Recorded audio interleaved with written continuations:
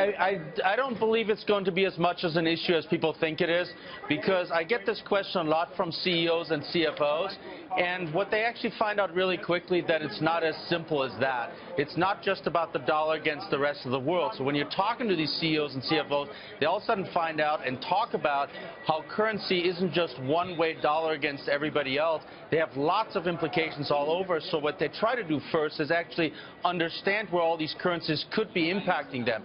Now, when you start talking about CEOs and CFOs in the United States specifically, it certainly remains a topic, but you're getting, for example, people to say, well, maybe the dollar is going to strengthen against the euro, but maybe it's going to weaken against the sterling. So not quite simple. And then obviously President-elect Trump has other things which may complicate this further that could well offset the dollar strength, such as tariffs.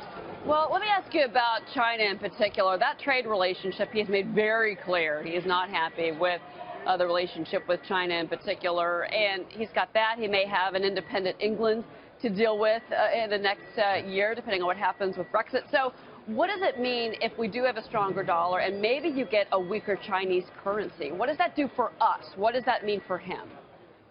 So the number one thing that the United States has been trying to do for years is they've been trying to get the Chinese to unpeg the currency. Now, they've been loosening and slowly depreciating their currency. In 2015, it was roughly 4%.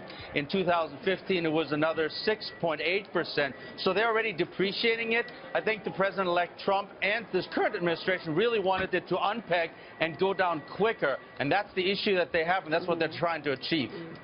Well, you know, I'm trying to find the positive here in a stronger dollar, cheaper to travel around the world if you're an American and you like to get on a plane, and also, you know, it could be good for retail sales in particular. We shall see if you've got more stronger dollar in your pocket if you're an American anyway.